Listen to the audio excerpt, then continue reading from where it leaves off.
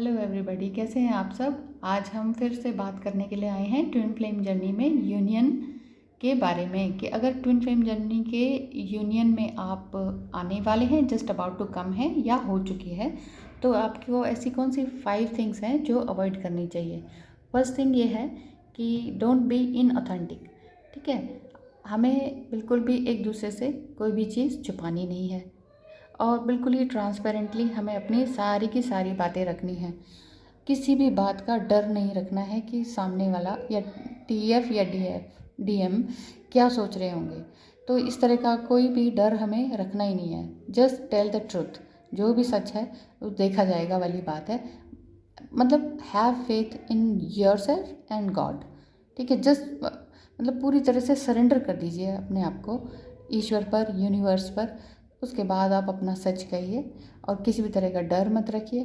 कुछ भी छुपाने की ज़रूरत नहीं है और अपनी फीलिंग्स तक भी छुपाने की ज़रूरत नहीं है कि जब आप कोई भी अपनी बात बता रहे हैं तो उस समय आपको क्या फ़ील हुआ था या इस टाइम आप क्या फ़ील कर रहे हैं। और ये भी जज मत कीजिए कि सामने वाला डीएफ या डीएम आपका क्या सोच रहे हैं। ऐसा कहने से कि वो क्या सोच रहे होंगे, मतलब don't be judgemental, be honest. अपने ऑनेस्टली आप अपनी उनको सारी की सारी सच्चाई बता दीजिए बिना ये सोचे कि आप आगे क्या होगा। तो इसलिए बिल्कुल ऑथेंटिक हो जाइए। Number 2, don't invite third party. ठीक है, थर्ड पार्टी मीन्स जो भी कोई भी थर्ड पर्सन है, कोई आपके पेरेंट्स हैं, कोई आपका रिलेटिव्स हैं, बहुत अच्छे बेस्ट फ्रेंड हैं, तो वो थर्ड पार्टी के अंदर ही आते हैं। तो अब आपकी जो यूनियन होगी उनको इतनी खुशी से ढिंढोरा पीट के ना बताने की ज़रूरत नहीं है, क्योंकि वो या तो समझ नहीं पाएंगे कि आप किस बारे में बात कर रहे हैं। और जब आप सेपरेशन में थे तब भी वो आपको अगर समझ नहीं पाए थे, वाकई समझ नहीं पाते हैं जब आप सेपरेशन में होते हैं, बॉडीली सेपरेशन में होते हैं। वैसे तो सेपरेशन होता नहीं है, बट जब फिज़िकली आप सेपरेशन में होते हैं तो भी वो उन बातों को समझ नहीं पाते हैं। तो उनसे आप उनको मत इनवाइट कीजिए कि भाई आओ हमारी यूनियन को सेलिब्रेट करते हैं, ये हो गया वो हो गया। बस बी ऑथेंटिक, अपने आप में रहो, एक दूसरे को समझो, अपने आप को जानो पहले।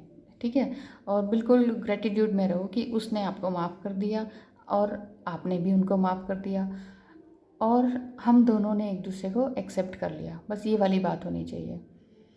तो अगर हम ये कहते हैं ना कि थर्ड पार्टी को नहीं इनवाइट करना, उसका मतलब ये है कि आप हाफ थे और आपका डीएम या डीएफ भी हाफ थे, तो दोनों मिलकर अब आप होल हो गए, यू आर द होल। तो फिर जब आप दोनों मिलकर एक हो गए हैं तो फिर किसी और को बुलाने की क्या ज़रूरत है, किसी और को दिखाने या समझाने की या ढिंढोरा पीटने की कोई ज़रूरत नहीं है। चुपचाप से अपना प्लान डिस्कस कीजिए, बड़े बड़े गोल्स बनाइए, उन पर एक्शन लीजिए, प्यार से रहिए, ग्रेटिट्यूड से रहिए और अपना काम शुरू कर दीजिए। और एक दूसरे को सारी बातें डिस्कस कीजिए कि आपके लाइफ में बचपन से लेके अब तक क्या आपके नेगेटिव पॉइंट्स रहे, क्या पॉजिटिव पॉइंट्स रहे।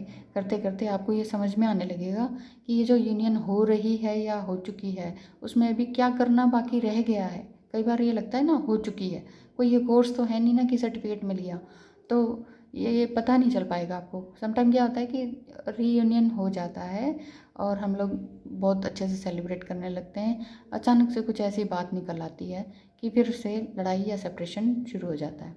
तो हमें ये सब चीज़ों को अवॉइड करने के लिए कूलली कामली आराम से बैठ के डिस्कशन करना चाहिए अपनी हर एस्पेक्ट्स का। ठीक है। Number 3, don't talk too much about your union. अपने यूनियन के बारे में सभी को बताने की ज़रूरत नहीं है। जैसे आप साइकोलॉजिस्ट के पास गए, साइकेट्रिस्ट के पास गए गए होंगे पहले, जैसे मैं तो गई थी। ठीक है, हम गए थे, हम दोनों ही। लेकिन मैं तब उस केस में गई थी जब मुझे ये लग रहा था कि कि इनके अंदर मेरे डीएम के अंदर नार्सिसिस्टिक पर्सनालिटी डिसऑर्डर है और ही इज़ साइकोपैथ। मुझे ऐसा फील होता था क्योंकि उसके सारे सिम्टम्स एक जैसे हैं। इसलिए मैंने लास्ट वीडियो में ये कहा था कि साइंस, मैथमेटिक्स, एनपीडी ये सब ना सब इंटरकनेक्टेड है। ये ट्विन फ्लेम रिलेशनशिप, ज्योतिष, अंक विज्ञान, ये सब कुछ इंटरकनेक्टेड है, क्योंकि उसमें भी रनर चेजर वाली सिचुएशन होती है, नार्सिसिस्ट में भी और साइकोपैथ में भी। जब वो छोड़कर चला जाता है रनर, तो आप उसी डिप्रेशन में और ऑब्सेशन में रहने लग जाते हैं। ठीक है। अगर आप मेडिटेशन करते हैं तो आप उसे वापस पा लेंगे। वापस पाके अगर आप खुश हो जाते हैं, उसका वेलकम करते हैं, तो वो आपकी एनर्जी लेके फिर से फुर होने की कवायद में रहता है। तो इसलिए बार बार अपने आप को, अपनी एनर्जी को ड्रेन करने की ज़रूरत नहीं है। मैं स्पेशली डीएफ को कह रही हूँ कि हम, क्योंकि एम्पैथी लिए हुए होते हैं, तो हम अपनी एनर्जी को बार बार ड्रेन कर देते हैं। हम सोचते हैं चलो सामने वाला सुधर गया है, तो हम उसे बहुत ज़्यादा लव, केयर और अनकंडीशनल लव दिखाने लग जाते हैं। तो ये सब नहीं करना है, बिल्कुल स्ट्रिक्ट रहना है। ठीक है। तो हमें किसी और को नहीं बताना है। ये मैं ये कह रही थी कि थर्ड पॉइंट में हमें किसी और को नहीं बताना है, किसी फैमिली मेम्बर, फ्रेंड्स वगैरह को, किसी साइकोलॉजिस्ट या साइकेट्रिस्ट को भी नहीं बताना है, क्योंकि ये लोग ना टॉक्सिसिटी को बढ़ा देते हैं कि ऐसे कैसे हो गया, ये क्या हो गया, ये तुम क्या कह रहे हो, ऐसा नहीं होता है। मतलब बहुत सारी बातें और थॉट्स ले आएंगे, और उनके सारे थॉट्स का इतना क्लाउड बन जाएगा, इतने बबल्स बन जाएंगे आपके आसपास की आपकी जो, आप दोनों की जो यूनियन वाली प्योर एनर्जी है ना, वो इफ़ेक्ट हो जाएगी, और आपके यूनियन में आपको वो बाधा पहुंचाएगा। तो इसलिए अपना सोल पर्पस को ढूंढिए एक साथ, कि आप दोनों का एक साथ सोल पर्पस, सोल मिशन क्या है, उसके ऊपर काम करना शुरू कर दीजिए। और इसी बीच इस यूनियन में अगर आप ऐसा करते हैं तो आपको कुछ नंबर साइंस मिलेंगे। ठीक है, you will get science from the universe. ठीक है, वर्क अकॉर्डिंगली। अब जैसे साइंस मिलने लगते हैं, जैसे दोनों आप टीएफ और डीएम दोनों हैं, आप दोनों को एक साथ साइन दिखेंगे कि ओ 11-11 हो गया, एक ने दूसरे को बताया, दूसरे ने एक को बताया। तो इस तरह से आप बोल के बताएंगे, या व्हीकल का नंबर दिख जाएगा, या लाइक्स, डिसलाइक्स या सब्सक्राइब्स, इस तरह के, या वीडियो का टाइमिंग हो गया, या मोबाइल पे घड़ी का टाइम हो गया, उसके थ्रू आपको नंबर्स शो होते रहेंगे बार बार। तो आप उन नंबर्स को पढ़कर, सर्च करके, समझ के, अपने सिचुएशन के अकॉर्डिंग उस पर वर्क कर सकते हैं। ठीक है। Number 4, don't ignore your wounds या हीलिंग प्रोसेस। जो भी आपके वुंड्स हैं, मतलब चाइल्डहुड के जो भी आपके ट्रॉमास हैं, जो भी आपके नेगेटिव एस्पेक्ट्स रहे, जो भी गलत हुआ आपके साथ, वो सब आप दोनों एक दूसरे से डिस्कस कीजिए। और जो भी आपका हीलिंग प्रोसेस चल रहा है ना, कि डीएफ जैसे मैंने तो अपना उनको बता दिया था कि ट्विन फ्लेम क्या होता है। तो फर्स्ट टाइम इन्होंने सुना कि मेरे मुँह से कि ट्विन फ्लेम क्या होता है, तो मैंने उन्हें सारा बताया कि ट्विन फ्लेम ये होता है, ट्विन फ्लेम जर्नी ये होती है, और हम दोनों ट्विन फ्लेम जर्नी में हैं। देखो ऐसा ऐसा हुआ था। तो फिर हम दोनों ने बैठकर अपने पास्ट का, मतलब the whole year, from whole life का जितने भी साल रहे हैं उनका डिस्कशन किया, कि जब मैं 7 साल की थी, मेरे साथ ऐसे हुआ था। तो आप मुझसे इतने बड़े हैं, 3 साल बड़े हैं, तो तब आप रहे होंगे 10 या 11 साल के, तो आपके साथ कुछ ऐसा हुआ था। He said yes. मैं बहुत डिप्रेशन में रहता था उन दिनों, समटाइम पता नहीं क्यों ऐसे ही। जब मैंने कहा मैं 15 ईयर्स की थी, तो कुछ ऐसा हुआ था, नेगेटिव पॉइंट्स अपने बताए। तो ही सेड यस, 15, तुम 15 की थी, तो मैं 18-19 का था। मैं जॉब पे था, गवर्नमेंट जॉब थी मेरी तब मैंने छोड़ी उसे। पता नहीं क्यों मैं डिप्रेशन में रहता था। मूवीज़ देखने चला जाता था, लेट नाइट मूवीज़ देखता था, अंधेरे में बैठा रहता था, पता नहीं क्या हो गया था। तो इस तरह से हमने सारे अपने पिछले पास्ट को अच्छे से डिस्कस किया। और अब फिर मैंने ये भी बताया कि मैं कैसे हील कर रही हूँ, मैं क्या कर रही हूँ, क्या साधना कर रही हूँ, कहाँ से पता किया, और मैं कौन कौन से चैनल्स देख रही हूँ। इस तरह से मैंने उन्हें बताया, और हम दोनों एक दूसरे की बातों को डिस्कस कर रहे हैं, समझ रहे हैं एक दूसरे को, इस प्रोसेस को भी समझ रहे हैं। तो और अपने इनर वर्क को भी कर रहे हैं, वो भी अपना इनर वर्क कर रहे हैं, स्पिरिचुअल जर्नी में हैं। और बस मैं यही कहना चाहती हूँ कि अपने इनर वर्क को उस मौके पर भी मत छोड़िए, जब आपका यूनियन हो गया, आपको फील हो रहा है, या आपको लग रहा है yes we are just about to come to the union. तो जब आपको ऐसा फील हो रहा है, तो प्लीज़ इस चीज़ को इग्नोर मत कीजिए कि नहीं अपनी चीज़ें छुपानी है। सब कुछ बोल डालिए, बिल्कुल ट्रांसपेरेंट हो जाना चाहिए। जो यहाँ दिख रहा है वही वहाँ दिखना चाहिए। ठीक है, क्योंकि फिर मिररिंग की संभावना ना रह जाए। फिर नहीं तो कुछ भी, एक भी पॉइंट रह गया ना, 0.1% भी, क्योंकि हम एक आत्मा के 2 स्प्लिट्स हो गए ना, तो एक भी पॉइंट रह गया ना, 0.1% भी, तो वो सारा मिररिंग होने लगेगा।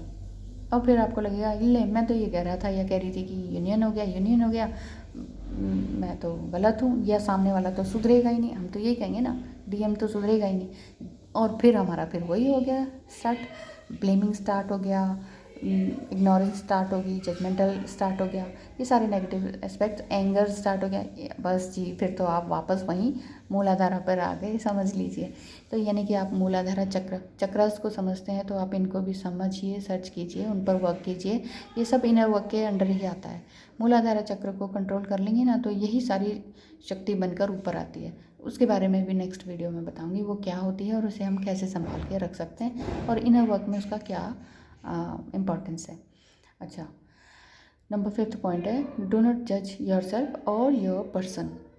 ये तो बात मैंने पहले भी कही थी, तो इसलिए ना जब भी आप अपनी बात बता रहे होंगे ना तो जज नहीं करना है कि वो क्या सोचेंगे या क्या कहेंगे या नेक्स्ट मूड क्या होगा या नेक्स्ट स्टेप क्या होगा, जो भी होगा just surrender to the God.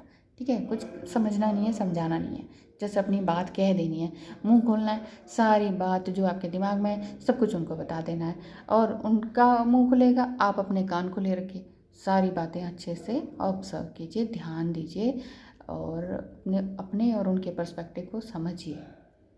ठीक है, रिस्पॉन्स और रिस्पॉन्ड में अंतर भी समझिए। रिस्पॉन्स एकदम से देने की ज़रूरत नहीं है, रिस्पॉन्ड कीजिए, रिस्पॉन्ड करना सीखिए। उसमें आपको अब सेल्फ कंट्रोल की वैल्यू पता चलेगी कि अरे मैं तो, मेरे अंदर इतना कंट्रोल है, मैं अपने आप को कंट्रोल कर सकता हूँ या कर सकती हूँ। जब आपको ये समझ में आने लगेगा आपका हो जाएगा इनर वर्क कंप्लीट। तो मैं ये इसलिए कह रही हूँ कि जज क्यों नहीं करना, क्योंकि हम एक फ्री बीइंग हैं, फ्री विल हैं, तो हमें एक दूसरे को जज नहीं करना चाहिए। आप अपना काम कीजिए, वो अपना काम करेंगे, यानी कि सब अपने अपने कर्मास को झेलने आए हैं, सब एक दूसरे के कर्मा को, अपने अपने कर्मा को झेलेंगे और चले जाएंगे। सो डोंट जज ईच अदर और एक्सेप्ट ईच अदर, बस यही कहूँगी मैं कि एक्सेप्टेंस जो हो जाएगी ना वो बहुत मस्ट है, एक्सेप्टेंस इज़ मस्ट। क्योंकि हम एक क्रिएटर के रूप में काम करते हैं, वी कैन क्रिएट एवरीथिंग, हम कुछ भी क्रिएट कर सकते हैं। तो हमें अपना self work, self love, inner work, इन सब पे 101% पूरा काम करना है। नेक्स्ट वीडियो में मैं ये बताना चाह रही थी कि ओजस शक्ति जिसे कहते हैं ना, ओजस शक्ति संस्कृत का वर्ड है, उससे हम अपने आप को कैसे कंट्रोल कर सकते हैं। ठीक है, नेक्स्ट वीडियो में बताऊंगी मैं। अभी के लिए इतना ही, मुझे सुनने देखने के लिए thank you so much, bye bye.